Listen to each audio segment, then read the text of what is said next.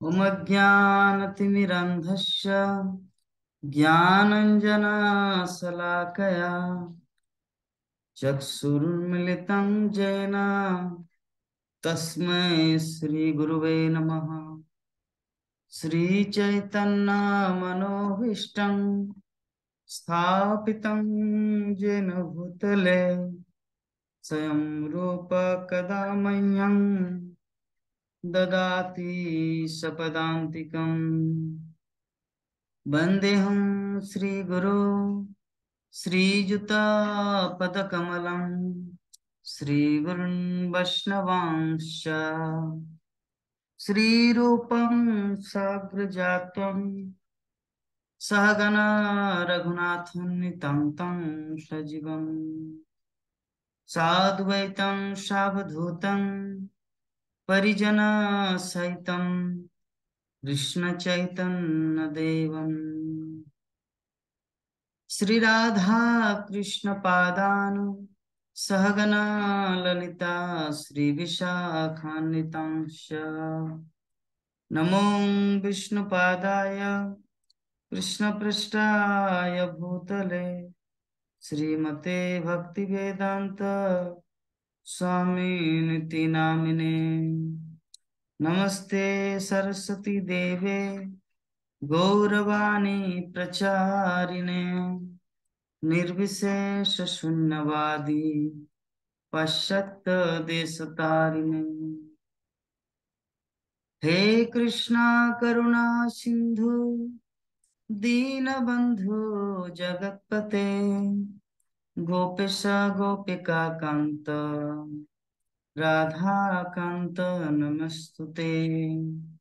तप्त कांचन गौरांगी राधे वृंदावनेश्वरी वृषभानुसुते देवी प्रणमामि हरिप्रिये। वाञ्छाकल्पतरुभ्यश्च कृपा सिन्धुभ्येव च पतितानां पावनेभ्यो वैष्णवेभ्यो नमो नमः।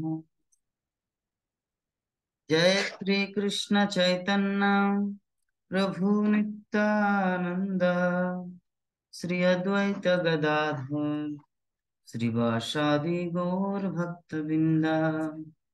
हरे कृष्णा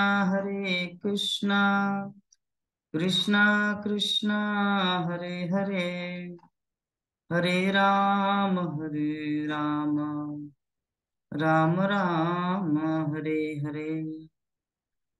हरे कृष्णा कृष्णा कृष्णा हरे हरे हरे राम राम राम हरे हरे। ओम नमो भगवते वासुदेवाय ओम नमो भगवते वासुदेवाय ओम नमो भगवते वासुदेवाय। नारायणं नमस्कृत्य नरं चैव नरोत्तमं देवीं सरस्वतीं व्यासं ततो जयमुदीरये। नष्टप्रायेषु अभद्रेषु नित्यं भागवत सेवया भगवती उत्तम श्लोके भक्तिर्भवति नैष्ठिकी। तमादिदेवं करुणानिधानं तमालवर्णं सुहितावतारम् अपार संसार समुद्र सेतु भजामः भागवत स्वरूपम्। तो आज हम लोग श्रीमद् भागवतम के द्वितीय स्कंद का द्वितीय अध्याय श्लोक संख्या 6 इस नंबर पे आज का हमारा प्रवचन होगा। तो उससे पहले आज हमारा बहुत ही एक शुभ दिन है। हैप्पी जनवरी, 1 जनवरी, नया साल। तो यद्यपि चाहे इंडियन हो या क्रिश्चियन हो, लेकिन सारा दुनिया आज के दिन ही नया साल मनाते हैं। क्योंकि इंग्लिश भाषा ज्यादा प्रचलित है पूरी दुनिया में, संस्कृत और बंगाली नहीं, जिसके फलस्वरूप इंग्लिश का ही ज्यादा महत्व है। यद्यपि ऐसे में वैदिक रीति के अनुसार देखा जाए तो गौर पूर्णिमा के दिन में हमारा नया साल होता है। तो आज हैप्पी न्यू ईयर है, सभी घर में आनंदित हो रहे। जब मैं भी छोटा बालक था तो आज के दिन में कितने बच्चों को लेकर पिकनिक करने जाते थे खेत में। मैदान में। कितना उम्र होगा उस समय, जब मेरा 8 साल 9 साल उम्र था। उस समय मैं ग्रुप का लीडर होता था। कौन कौन मेरे ग्रुप में आएंगे पिकनिक के लिए, ठीक है। तो हमारा आइटम क्या रहता था?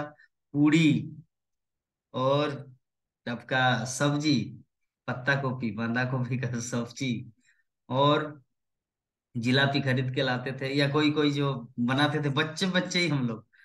कोई इस वृक्ष के नीचे, पेड़ के नीचे, तो कोई उस पेड़ के नीचे। तो कौन किस ग्रुप में आएगा, सभी अपना अपना विभक्त। मेरे ग्रुप में कौन कौन आएगा वो बच्चा। तो ये 5 जनवरी बहुत ही, मतलब याद आ रहा है। एक्चुअली याद नहीं आया था, अभी जब निकल गया मुंह से तो अभी वही फीलिंग आ गया कि सच में कैसा जमाना था। और अभी मायापुर में है, लेकिन ऐसा कोई मूड ही नहीं है कि आज कुछ बनाना चाहिए घर में, भगवान को कुछ खिलाना चाहिए। फिर आपकी माता जी तो कुछ बना रहे तिल का लड्डू भगवान को खिलाने के लिए। तो नंदा किशोरी माता जी भी बहुत आनंदित हो रहे हैं। मुझे लगता है सभी घर में अपने अपने घर में तो माता जी भी आनंदित हो रहे। जब बच्चे थे तो ऐसे पिकनिक करने जाते थे, है ना? विवाह माता जी आप भी जाते थे ना बच्चों को लेकर? हम्म। तो कोई अगर और आलू जो आलू कच्चा ही रहता था, किसी में मसला भी नहीं पड़ा, उसी में खा के आनंद। ठीक है। तो बहुत ही आनंद का ये पास्ट जो होता है ना हमारे जीवन में, वो बहुत ही आनंददायक होता है। माता जी कुछ बोल रहे हैं क्या? विवाह क्या बोले नंद किशोर माता जी, आप कुछ बोल रहे हैं? नेटवर्क डिस्टर्ब है। हम्म। ओके, ठीक है ठीक है। तो आज का दिन बहुत ही, जैसे गांव घर में क्या होता है, माघ महीने में मेला लगता है, पौष मास का मेला, ठीक है। अभी तो मायापुर में आके सब कुछ भूल गए। तो सबका अपना अपना अनुभव रहा होगा आज के दिन का, पिकनिक का। हम लोग अपने बीते हम, लेकिन आजकल का जनरेशन करता है कि नहीं पता नहीं। आपका बेटा बेटी करते हैं माता जी? ये सुनो, माथा में ही नहीं करते, ये देखिए आजकल का जनरेशन, कोई ऐसा कोई दिलचस्पी नहीं। हम लोग करते थे, जस्ट 10-15 साल पहले ही हम लोग कितना आनंद उठाते थे। खैर, तो 5 जनवरी में जो होता है, बोलते हैं कि सारा साल ऐसा होता है, ऐसा कुछ नहीं है। प्रत्येक सूर्योदय के साथ साथ हमारा नया जीवन शुरू होता है। इसीलिए चाहे 1 जनवरी हो या 1 फरवरी हो, सूर्योदय के साथ साथ हमारा नया जीवन शुरू होता है। जिस समय हम लोग निद्रा त्याग करते हैं और उस अनुसार भगवान से प्रार्थना, भगवत भक्ति जो कुछ करते हैं, उसी के अनुसार हमारा पूरा दिन निर्माण होता है। और दूसरी बात यह है, देखिए हमारे जीवन में बहुत कुछ ऐसी ख्वाहिशें, बहुत कुछ इच्छाएं रहती हैं, जो पूरा नहीं होते तो मन दुखी होता है।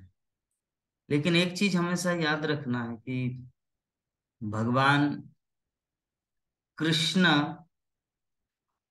हम लोगों को जो भी देना चाहते हैं ना, वो बहुत ही बहुमूल्य होता है, लेकिन हम लोग उसे समझ नहीं पाते।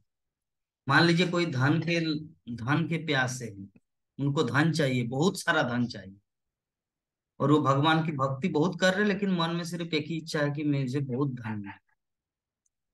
तो और इतना भक्ति करने के फलस्वरूप ही उनको धन नहीं मिल रहा। तो इससे व्यक्ति को नेगेटिव नहीं होना है, पॉजिटिव ही रहना है। कि कृष्णा हो ना हो, आपसे ये चाहते कि सारा क्या बोलते हैं, जुग जुगांतर आपको याद किया जाएगा, तुम इस तरह का भक्त बनो, तुम मेरा इतना समर्पित भक्त बनो। हो सकता है कृष्ण की ये इच्छा हो। हाँ। और किसी की नहीं नहीं नहीं, मुझे कोई ऐसा नहीं, मुझे धन चाहिए, तो मान लीजिए जितना भी आपको धन दे, मरना तो होगा ही। और मरने के बाद बहुत सारे धनी व्यक्ति इस संसार में अभी भी, करोड़ों अरबों रुपया। तो हम लोग क्या उनको जानते हैं? नहीं जानते। लेकिन कौन नहीं जानते महाराणा प्रताप को? कौन नहीं जानते महाराणा क्या बोलते हैं, सम्राट अशोक को? कौन नहीं जानते चंद्रगुप्त को? क्योंकि वो लोगों के पास संपत्ति होने के बावजूद भी अपने लिए, जनसाधारण के लिए या कुछ ऐसा करके गए हैं कि जुगों जुगों तक उनको याद रखा जाए। ठीक है। और भक्त तो उससे भी ऊपर के हैं। हो सकता है इस काल में उन सब राजाओं को याद रखा जा रहा है, लेकिन जो भक्त है ना, उसको हर युगों में याद किया जाता है। प्रहलाद महाराज, ध्रुव महाराज, वो लोग आज के नहीं हैं, बहुत युगों पहले की है। लेकिन फिर भी हम लोग भागवतम में, विभिन्न ग्रंथ पुराणों में उन्हीं को याद करते हैं। ऐसा क्यों? क्योंकि वो लोग कृष्ण के लिए किए हैं, जो कुछ किए हैं कृष्ण के लिए किए। और ये जो हम महाशक्तिशाली व्यक्तियों का नाम लिए, महाराणा प्रताप, चंद्रगुप्त, अशोक, आपका छत्रपति शिवाजी, ये लोग मातृभूमि के लिए किए, इसीलिए इनको याद किया जाता है इसी पृथ्वी लोक में, दूसरे ग्रह में नहीं। इसी पृथ्वी लोक में याद किया जाएगा, और जब ये कलिजुग का अंत होगा तो उनको भुला दिया जाएगा। लेकिन जो कृष्ण भक्त होता है, उनको कभी भुलाया नहीं जा सकता, क्योंकि व्यासदेव उनकी रचना करते हैं, उनका इतिहास रचते हैं। और व्यासदेव कौन है? साक्षात कृष्ण। तो साक्षात कृष्ण स्वयं भगवान जब किसी के बारे में लिखता है, तो वो कभी पुराना होगा नहीं, वो तो दिव्य बन जाता है, ट्रांसेंडेंटल।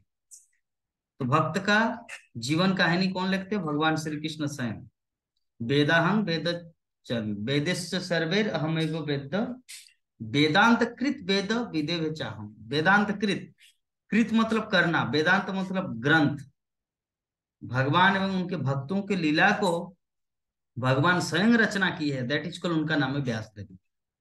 तो जो भगवान के भक्त हो जाते हैं, तो इसीलिए हम लोगों को अपने जीवन में इसी चीज की लालसा करना है, और नए साल में भी यही इसी चीज की कामना करना है। क्योंकि मटेरियल थिंग्स जो है ना, हम लोग को निराशा करते हैं सबके जीवन में, नॉट ओनली आवर लाइफ, सभी के जीवन में। हर कोई चाहते हैं कंफर्ट लाइफ जीने का। लेकिन मैं बार बार एक ही चीज उदाहरण देता हूँ। आपका पिंगला वेश्या का, जो श्रीमद् भागवतम में कहानी आते हैं पिंगला वेश्या।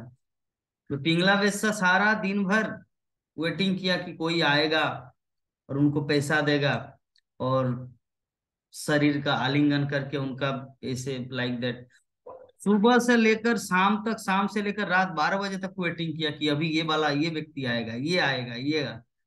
एकदम कोई नहीं आया। हम्म। तब तो उन्होंने श्लोक रचना किया ना, आशा ही परमम दुखम, नैराश्यम परमम सुखम। इस संसार में उम्मीद रखना, मेटेरियल चीज के लिए उम्मीद रखना, आशा करना ही सबसे बड़ा दुख का कारण है। और निराशा, निराशा ही परम, निराशा मतलब जो भी है, कुछ होगा या नहीं होगा, कृष्ण मेरे साथ है बस, वही ध्यान रखना, वही नैराश्यम परमम सुखम। कृष्ण भक्ति में लगना ही परम सुख है। तो तो हमारे जीवन में ये चीज हम लोगों को इन सब से शिक्षा लेना है, कि आशा तो प्रत्येक व्यक्ति के, लेकिन अगर कृष्ण भक्ति की जो आशा है ना, इसको अगर हम लोग करें तो ये फलीभूत होता है। क्योंकि कृष्ण भक्ति हमारे कर्म फल के अनुसार नहीं मिलता, कृष्ण भक्ति हमारी स्वतंत्र इच्छा से होता है। जैसे ये जो धन संपद, ये जितना कुछ है ना, ये सब हमारे कर्म फल के अनुसार मिलता है। पिछले जीवन का पुण्य कर्म का फल, पिछले जीवन के पाप कर्म का फल हम लोग को यहाँ पे भुगतना पड़ता है। किंतु कृष्ण भक्ति जो है ना, ये कर्म का फल से नहीं मिलता। कृष्ण भक्ति हमारे हाथ में है। जितना करे, ज्यादा से ज्यादा माला करे तो हमारा खुद का भक्ति हो, ज्यादा से ज्यादा श्रवण करे, भगवत भक्ति करे। तो इस प्रकार हम लोग यहाँ पे देख पा रहे हैं कि कृष्ण भक्ति स्वतंत्र है, और जो चीज हमारे हाथ में है उसी को करना चाहिए। कल एक मैं प्रसंग देख रहा था, तो किसी ने अशोक को पूछा, महाराणा क्या बोलते हैं, सम्राट अशोक को पूछा। तो सम्राट अशोक ने बोले कि मेरी माँ ने शिक्षा दी कि जो चीज हमारे हाथ में नहीं है उसको समय की धारा में छोड़ देना चाहिए। जो चीज जो अपने हाथ में कंट्रोल, या हम लोग उसे नहीं, अपने हाथ में उसे संचालन नहीं कर पाएंगे, हमारे हाथ में जिसका कंट्रोल नहीं है, उसको समय की धारा में छोड़ देना चाहिए, एक दिन ठीक हो जाएगा। और जो हमारे लिए, जो हमारे संभव में है, उसको करना चाहिए। तो जो भी है, आज का जो हमारा श्लोक है इस पे हम लोग डिस्कस करेंगे। तो आज का श्लोक में सुखदेव गोस्वामी परीक्षित महाराज को बोल रहे कि एवं सचित्ते स्वत एव सिद्ध आत्मा प्रियोर्थो भगवान अनंत तंग निवृतो नियतार्थो भजेत संसार हेतु परमश्च यत्र। कि मनुष्य को इस प्रकार स्थिर होकर उनकी, अर्थात भगवान की सर्वशक्तिमत्ता के कारण अपने हृदय में स्थित परमात्मा की सेवा करनी चाहिए। इस संसार में जितने सारे प्राणी हैं, सभी कुछ ना कुछ कृष्ण के बारे में जानते हैं, थोड़ा बहुत। तो जो जितना जानता है उसको, वो जो परमात्मा, वो जो कृष्ण, वो कृष्ण के बारे में, या कृष्ण की भक्ति जो हृदय में, हमारे हृदय में परमात्मा के रूप में अवस्थित है, उनकी भक्ति में, उनकी सेवा में हम लोग को लग जाना चाहिए। अभी प्रश्न उठ सकता है, प्रभु जी भगवान की सेवा कैसे करें? भगवान की सेवा बहुत सरल है। भगवान की सेवा, ये जो हरिनाम हम लोग जप करते हैं, ये भी भगवान की सेवा है। क्योंकि हरिनाम जपने से हम शुद्ध होंगे, और हम शुद्ध होंगे तो किसी को भी कृष्ण भक्ति के बारे में बोलेंगे तो वो भी भक्त बनेगा। तो ये भी सेवा है। ग्रंथ पढ़ना, भगवान की विभिन्न लीला कथाओं को अध्ययन करना, पढ़ना, उससे हमारे हृदय में और दृढ़ भाव आएगा, दृढ़ संकल्प आएगा, अरे भगवान इतना सुंदर लीला की है, भगवान अपने भक्तों को इतना, क्या बोलते हैं, सपोर्ट करते हैं, कृष्ण इतने दयालु हैं। तो जब हम लोग इस प्रकार कृष्ण के बारे में चिंतन करेंगे, कृष्ण के बारे में श्रवण करेंगे, कृष्ण के बारे में कीर्तन करेंगे, तो ही सेवा है। सेवा करने के बहुत सारे, और मान लीजिए किसी के पास कुछ धन है, धन राशि है, तो ऐसे में उनका जीवन चलने के लिए भगवान दिए है, और कुछ कुछ वो भगवान की सेवा में, भगवान के भक्तों की सेवा में कर सके तो कर सकते हैं, वो भी भगवान की सेवा है। ठीक है, क्योंकि सर्वशक्तिमान भगवान नित्य एवं असीम है। हम्म, असीम है वो, अतः वे जीवन के चरम लक्ष्य है, हमारे जीवन का चरम लक्ष्य है। और उनकी पूजा करके मनुष्य बद्ध जीवन के कारण को दूर कर सकता है। ये जो हमारा जो जीवन है ना, 84 लाख जीव जोनी, कभी बिल्ली तो कभी कुत्ता तो कभी बंदर तो कभी भालू तो कभी सिंह तो कभी, इस प्रकार जो हम लोग 84 लाख जीव जोनी में जो भटक रहे हैं, ये जो भटकते भटकते भटकते भटकते, अगर इससे हम लोग को छुटकारा पाना है, तो उसके लिए हम लोग को क्या करना है? कृष्ण की सेवा, कृष्ण की पूजा, मनुष्य जीवन का ही लक्ष्य है। ठीक। और भगवत गीता में 18 अध्याय के 61 नंबर श्लोक में बताया गया है कि कृष्ण सर्वव्यापी परमात्मा है। सर्वव्यापी मतलब, सर्वव्यापी का अर्थ क्या है? सर्व मतलब हर जगह, व्यापी मतलब स्थित है। जो हर जगह स्थित है उसको कहा जाता है सर्वव्यापी। तो कृष्ण ही एकमात्र ऐसे व्यक्ति है जो सर्वव्यापी है। इसीलिए हम लोगों को कभी भी अपने आप को अकेला अनुभव नहीं करना चाहिए, किसी भी परिस्थिति में, कि कृष्ण मेरे साथ है। हो सकता है मुझे अनुभव नहीं हो रहा है, दैट इज आवर फॉल्ट, लेकिन कृष्ण मेरे पास है। कृष्ण मुझे देख रहे कि मैं क्या कर रहा हूं। अगर मैं कुछ अच्छा कर रहा हूं तो कृष्ण प्रसन्न है, अगर कुछ मैं बुरा कर रहा हूं तो कृष्ण दुखी है। तो हमारे जीवन का अर्थ कृष्ण को दुखी करना नहीं, कृष्ण को प्रसन्न करना। हम्म। जो जोगी है वे केवल उन्हीं की पूजा कर सकता है, क्योंकि वे कोई भ्रम नहीं अपितु एक तथ्य। प्रत्येक जीव किसी न किसी की सेवा में लगा हुआ है। इस संसार में कोई ऐसा प्राणी नहीं है जो सिर्फ सोता रहता है। हर कोई किसी न किसी की सेवा में लगा हुआ है।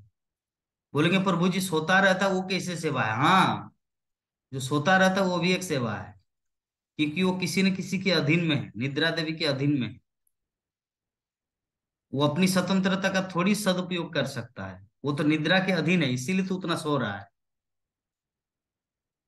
हम्म। जीव की स्वाभाविक स्थिति क्या है? सेवा करने की, प्रत्येक जीव की। कुत्ता जो है वो भी सेवा करते मालिक का। जैसे मालिक आ जाते भू भू करके मालिक को जाके चाटना शुरू कर देते हैं उनका जूता। कुत्ता भी सेवा करता है, स्वाभाविक स्थिति, नेचुरल टेंडेंसी प्रत्येक जीव का सेवा करने की।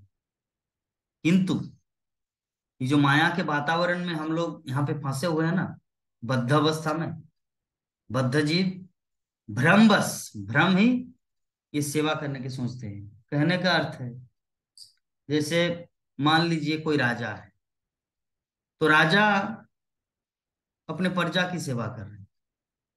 मे भी वो सोच सकता है कि मैं राजा हूं, मैं मालिक हूं, लेकिन नहीं। मालिक जो होता है ना कभी किसी का सेवा नहीं करता। हम लोग देखे हैं इतने सारे जो पिक्चर है, काली माँ, दुर्गा, शिव, ब्रह्मा, सभी कुछ ना कुछ सेवा में लगे हुए। कृष्ण किसी सेवा में नहीं लगे, कृष्ण बंसी बजा रहे सिर्फ। ये प्रमाण वो भगवान है, मालिक है। That is the proof. तो बद्ध जीव जो है ना, अपने नश्वर शरीर, अपने शारीरिक संबंध हो, जैसे पत्नी एवं बच्चों एवं शरीर तथा शरीर के संबंध हो, तथा घर, भूमि, संपत्ति, समाज तथा देश के पालन हेतु आवश्यक वस्तुओं की सेवा करने में अपने को लगा। लेकिन उसे पता नहीं रहता कि सारी सेवा नितांत भ्रामक है, सिर्फ माया है। उनको पता ही नहीं। हम सब जितने सारे प्राणी हैं जिनको अभी तक कृष्ण भक्ति का ज्ञान नहीं है ना, वो कुत्ता दौड़ वाली जिंदगी जी रहे हैं। लेकिन उनको पता नहीं कि रियल में किसकी सेवा की जाए और क्यों की जाए। अभी कोई प्रश्न उठ सकता है, प्रभु जी आप ऐसे लेक्चर दे रहे, तब तो हम लोग को घर बार छोड़ के, काम वाम छोड़ के मायापुर में जाके सिर्फ हरी कथा सुनना नहीं। ये भी नहीं। सेवा का मतलब होता है हर क्षण, चाहे कुछ भी करे, जत करोसी जत सनासी जज्जू होसी ददासी जत। चाहे कोई ऑफिस में काम करे, चाहे कोई खेत में काम करे, चाहे कोई किसी के घर में काम करे, किसी भी स्थिति में उनको ये चीज सोचना है कि मेरे घर में जितने सारे बच्चे हैं, मेरे पति है, मेरी पत्नी है, मेरे माता पिता है, मेरे ससुर सास है, जितने सारे फैमिली मेंबर है, ये मेरा एक उत्तरदायित्व है कि उनकी सेवा करना। क्योंकि अगर मैं उनकी सेवा करूं तो लोग मेरे प्रति प्रसन्न होंगे, और उसके बाद मैं उनको जो भी बोलूं तो वो करेंगे। क्या बोलूं? कि मेरे अंदर भक्ति है तो उनको भी भक्ति में लगाऊं। तो ये भी एक सेवा है। सेवा मतलब त्याग नहीं, सेवा मतलब प्रैक्टिकल वर्क, प्रैक्टिकल सर्विस है। एक्टिव डिवोशनल सर्विस को सेवा कहा जाता है। सेवा मतलब ऐसा नहीं, त्याग नहीं, कोई भी चीज को त्याग नहीं। इसलिए प्रभुपाद कभी भी, प्रभुपाद बोले कि तोड़ो मत, जोड़ो। तोड़ना नहीं चाहिए, जोड़ना चाहिए। ये होता है रियल कृष्ण भक्त का सिम्टम। हाँ, संबंधी हो, बच्चे हो, नाती पोता हो, सबको सेवा में लगाना है। सेवा में लगाना मतलब, देखिए, व्यक्ति ऑटोमेटिकली ग्रेटिट्यूड अर्थात कृतज्ञता का अनुभव करता है जब आप किसी के लिए कुछ करोगे। स्वतः उनके हृदय में स्फुरित होगा कि व्यक्ति मेरे लिए कुछ कर रहा है, तो मुझे उनके रिप्लाई में, उनके रिफ्लेक्स में कुछ तो करना है। क्योंकि कोई भी इस संसार में ऐसा कोई व्यक्ति नहीं कि सिर्फ खाता ही रहेगा, खाता ही रहेगा और आपका गुण नहीं गाएगा। भीष्मदेव जैसे इतने महान व्यक्ति दुर्योधन का नमक खाया और उनको उनके तरफ से भगवान के लिए, भगवान से लड़ाई करना पड़ा, झगड़ा करना पड़ा। कैसे? क्योंकि खाया है उनका ग्रेटिट्यूड, कृतज्ञता, वो तो निभाना है। अगर उनको नहीं निभाएंगे तब तो वो नमक हरामी या क्या बोलते हैं, नमक हराम कहा जाएगा। हम्म। तो आप किसी के लिए कुछ करेंगे तो ऑटोमेटिकली आपके प्रति उनका फीलिंग आएगा कि हाँ भाई। ये प्रेम क्यों होता है लड़का लड़की का? ऑटोमेटिकली नहीं होता है। लड़का उनके लिए कुछ करता है, सेक्रीफाइस करता है, तब उनके प्रति प्रेम होता है। लड़की सोचते है वाह वाह, मेरे लिए इतना माता पिता से झगड़ा कर दिया मुझे भगाने के लिए घर से। वाह, सच में मैं तो इनको भूल नहीं पाऊंगा, सारा जीवन भर इनके साथ में रहूंगी, कभी भी डिवोर्स नहीं दूंगी। उनका उनके प्रति प्रेम। और अभी लड़की भी न चाहते हुए घर से निकलना, उनको ये करना, लाइक दैट, कोई एक एग्जाम्पल, ये उत्साह नहीं दे रहा हूं। तो प्रेम जो होता है ना, सेक्रीफाइस से होता है, त्याग से होता है, किसी के लिए कुछ करने से होता है। ऑटोमेटिकली सिर्फ बोलने से नहीं होता, कुछ प्रैक्टिकली करके दिखाना पड़ता है। ठीक है? तो कृष्ण के लिए हो, अपने परिवार के लिए हो। अभी हो सकता है परिवार पूर्णतया भक्ति में नहीं आए, नहीं आना चाहते, तो ठीक है, अपनी भक्ति करो और अपना जो धर्म है उसे निभाओ। अगर वो आपके जीवन में प्रतिकूल होगा तो भगवान कृष्ण उनसे आपको अलग कर देंगे। लेकिन जब आप खुद इतना परिश्रम करके कमा रहे हैं और उन सबको खिला रहे हैं तो ऑटोमेटिकली आपके हृदय, आपके प्रति उन लोग का स्नेह जागृत होगा। ये देखिए, मेरा पिताजी जो है ना, मेरी माँ जो है ना, इतना काम पाठ कर रहे हैं लेकिन साथ साथ में भक्ति भी कर रहा है। ये तो हमारे लिए एक आइडियल है, आदर्श है। तो क्यों ना मैं भी उसी पद में आऊं। तो आएगा तो एक सेवा है, वो काम करे ना, सेवा है। अगर उन सबको छोड़ के आ गए मायापुर, वृंदावन, ब्रह्मचारिणी आश्रम या ब्रह्मचारी आश्रम में घुस गए, तब तो सारा जीवन भर कोसते रहेंगे। ये देखिए, रिस्पॉन्सिबिलिटी था, हम लोग बच्चे थे। अभी इसका मतलब क्या बोलते हैं, लालन पालन करने में कष्ट होगा, 8 घंटा 10 घंटा ड्यूटी देना पड़ेगा, इसीलिए वहां पे जाके हरिनाम करें। तो आदर्श कहाँ हुआ? इसीलिए व्यक्ति को रिस्पॉन्सिबिलिटी के साथ अपने जीवन को जीना चाहिए। ठीक है? ये जो जगत है ना, एक स्वयं ही एक भ्रम है। ये चीज हम लोग को हमेशा याद रखना है। ये जगत स्वयं भ्रम है, क्योंकि यहाँ पे अगर कृष्ण भाव लेकर किसी के लिए कुछ करेंगे ना तो कभी दुख नहीं होगा जीवन। लेकिन उनके लिए अगर आ रहे अभी मैं इनकी सेवा कर रहा हूँ, भविष्य में ये मुझे देखेगा, तब तो दुख होगा। क्योंकि वो किसी भी टाइम आपको लात मार सकते हैं, एनी टाइम। क्योंकि ये जगत का दस्तूर है, जगत का नियम है, संसार का नियम है। इस संसार में कोई भी किसी का अपना नहीं है, सभी अपने अपने स्वार्थ में आगे बढ़ता है। कोई भी अपना नहीं है। हम लोग में भी सोच सकते कि मेरी बेटी मुझे बहुत प्यार करती है, मेरा बेटा मुझे बहुत ये करता है, मेरे माता पिता तो मेरे लिए जान दे देंगे। ऐसा कुछ नहीं है। इस संसार में प्रत्येक जीवात्मा जो है ना, सभी स्वार्थी है।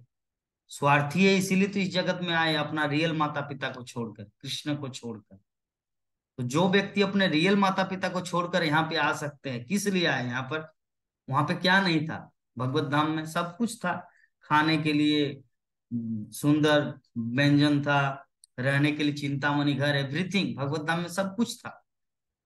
फिर भी तो कृष्ण की बात नहीं माने। जो अपना है, हम आत्मा है, वो परमात्मा अपना व्यक्ति को छोड़कर आए। वो कितना बार माना कि कृष्ण मत जाओ मत जाओ, सिर्फ दुख मिलेगा, नहीं नहीं मुझे जाना है। तो जो जैसे होता है ना कि एग्जाम्पल के रूप में डिवोर्सी लड़की की तरह, जब डिवोर्सी लड़की एक के साथ रिश्ता नहीं निभा पाए तो दूसरा घर बसा के वो कैसे रिश्ता निभाएगा? तो हमारी स्थिति वैसे है, डिवोर्सी लड़की या लड़का की, डिवोर्सी लड़की की तरह, जो भगवान को छोड़कर हम लोग यहाँ पर आए। और अभी हम लोग कितना भी ड्रामा या नाटक क्यों न करें, अपने परिवार है, ये है, अरे सभी एक एक जीवात्मा है जो भगवान को छोड़कर उनको दुख देकर आए। क्या लगता है कि कृष्ण को दुख नहीं होता हमारा इस संसार में देखकर, जो हम लोग जो यहाँ पे मंडरा रहे हैं? क्या पिता की इच्छा नहीं होती कि अपना पुत्र जो भीख मांग रहे हैं वो मेरे घर में आके रहे, जो राजा हो, सम्राट हो? भगवान कौन है? राजाओं के राज, महाराजों के महाराज है। अनंत कोटि विश्व ब्रह्मांड के मालिक है, धनवान, एवरीथिंग, सब कुछ है। तो उनकी क्या इच्छा नहीं है कि मेरा बेटा मेरे पास आ जाए? है। लेकिन हम लोग इतने दुष्ट है, इतने मूर्ख है, उनकी बात को ठुकरा देते हैं और अपनी मनमानी चालू कर देते हैं। ये क्लास खत्म हो जाएगा, तुरंत ज्वाइन कर लिया। अपनी मनमानी करते हैं। तो उनका जब नहीं हो पाया हम लोग, तो यहाँ पे किसका होगा?